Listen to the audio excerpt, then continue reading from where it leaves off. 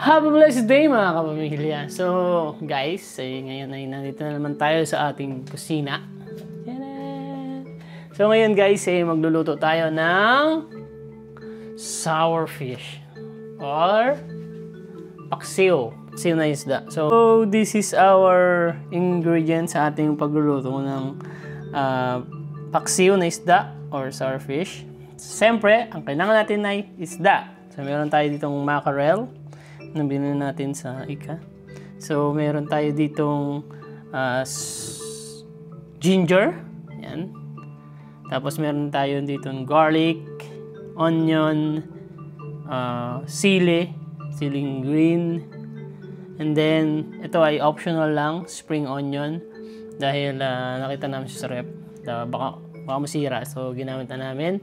So, optional lang siya. Tapos meron tayong suka. Yan. Siyempre, kailangan ng suka. Pampaasim. Kasi nga, sour fish. Tapos, tubig, siyempre.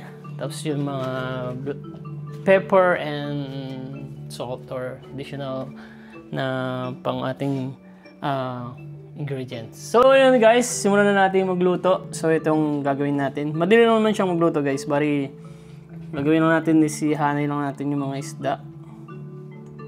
Prepare lang natin ng ganyan. Madali lang lutuin yung paksiw. So, yan guys. Tapos, ilagay lang natin itong mga ingredients sa ibabaw. Yo. Lagay natin itong ginger. Tapos, lagay natin itong bawang. Para ka lang naggagawa ng yung sardinas na Spanish sardines. Tapos lagay natin itong onion and spring onion. O diba? Iba na yung kulay niya. Kulay green na. Tapos lagay natin itong sili sa ibabaw ng ating luto. Tapos, siyempre, lagay natin itong suka. Dagdagan natin yung ating suka. Yo.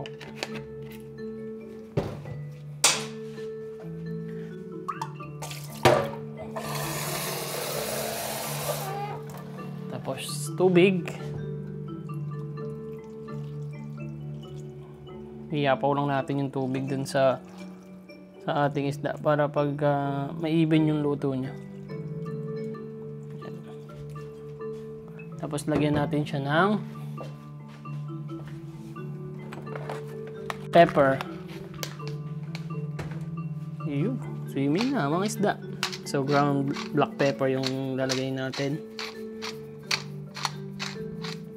So ang luto nito is madali lang. Babantayan mo lang siya kumulo or lumambot yung isda. Ganun lang siya.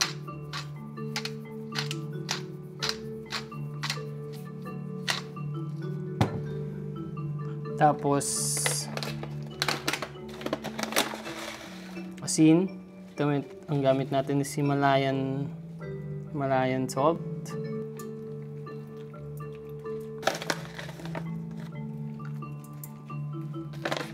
So yun guys. So iluluto na natin siya. So ano yun guys. Lulutuin na natin siya. I-set lang natin ng low heat ang ating kalan. So siguro mga 5 lang. So yan. Low heat na siya. Tapos iluto lang muna natin siya ng mga 10 to 15 minutes. Tapos after 10 minutes, check natin siya kung ano yung tsura niya.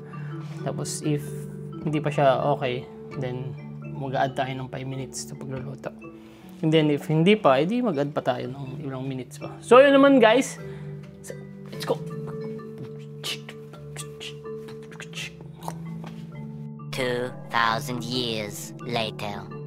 So ayan guys, tingnan natin yung ating niluluto. So 15 minutes, tapos nag-add na lang din ako ng mga 10 minutes kasi para mas malambot yung isda natin. Para kahit yung tinik sobrang lambot na.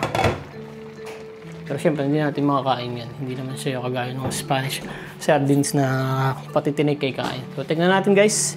Tingnan natin ang ating niluluto. Yuu!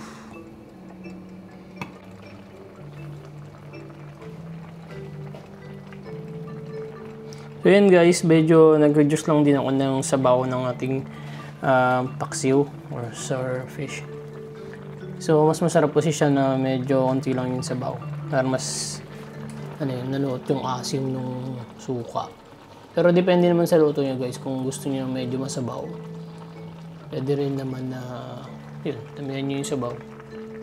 Pero mas masarap talaga sa paksiw is yung kukunti lang yung sabaw. Kasi mas malalasahan mo yung asim ng paksiw. So yun, mas masarap siya yun. Mas masarap siya pag unti lang sabaw. So yun guys, tapos na tayo sa video. Tayo ay kakain na rin maya. Let's go!